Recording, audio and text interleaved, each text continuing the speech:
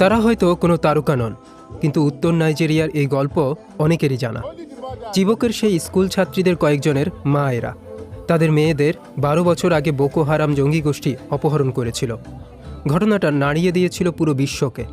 তারা চান বিশ্ব যেন তাদের দিকে নজর রাখে। তবে এবার অন্য গল্প নিয়ে সে গল্প আসার। এই চলচ্চিত্রে দেখানো হয়েছে ইয়ানা গালাং এবং অন্য মায়েদের সংগ্রাম।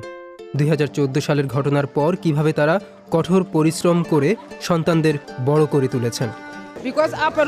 আমাদের সাথে যা ঘটেছে তারপরেও আমরা ভেঙে পড়িনি। চাষ করি, সন্তানদের জন্য সবকিছু করি। এখন আমাদের গল্প সারা বিশ্বের সামনে। মানুষ আমাদের সাহস দেখছেন। যেসব নারীরা আমাদের মতো মানসিক বিপর্যয়ের মধ্যে দিয়ে যাচ্ছেন তাদের বলছি, শক্ত থাকতে হবে, সাহসী হতে হবে, নিজেদের বাকি সন্তানের জন্য, পরিবারের জন্য। অপহরণের 1 দশকেরও বেশি সময় কেটে গেছে। ইয়ানার মেয়ে এখনও বন্দী আরও 80 জনেরও বেশি মেয়ের সঙ্গে। চলচ্চিত্রের নির্মাতা কাচি বেনসন এই গল্পটা বলার পেছনে তার অনুপ্রেরণার কথা জানালেন। আমার মনে হলো চিবকের মায়েদের অন্য দৃষ্টিকোণ থেকে তুলে ধরা জরুরি।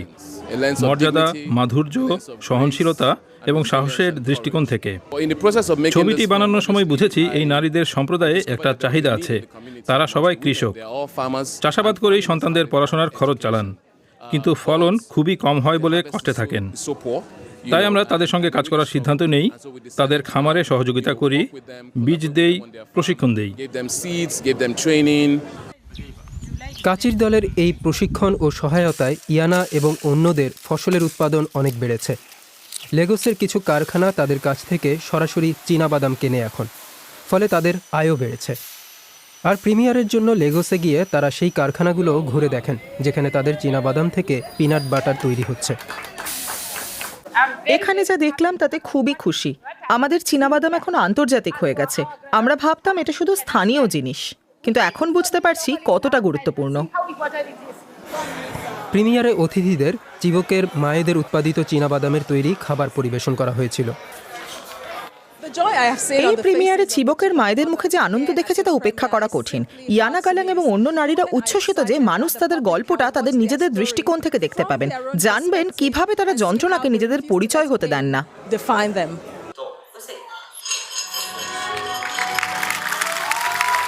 এই দৃঢ় মনোভাবই উপস্থিত দর্শকদের অনুপ্রাণিত করেছে। সিনেমাটাতে আমার সবচেয়ে ভালো লেগেছে এই নারীদের, এই মায়েদের অসীম শক্তি। সত্যি অসাধারণ। তথ্যচিত্রটা খুব মর্মস্পর্শী। নারীদের সহনশীলতা, ধৈর্য এবং শোকের বিভিন্ন পর্যায়ে অতিক্রম করার বিষয়টা তুলে ধরা হয়েছে। সেই সঙ্গে কিভাবে এই মানসিক আঘাত তাদেরকে জোটবদ্ধ ও আরো শক্তিশালী করে তুলেছে তাও দেখানো হয়েছে। আগামী কয়েক সপ্তাহে এই তথ্যচিত্রটি নাইজেরিয়া ও ঘানায় প্রদর্শিত হবে। আর সেই সঙ্গে ইয়ানা ও অন্য মায়েরা মেয়েদের ফিরে পাওয়ার আশা বাঁচিয়ে রাখবেন।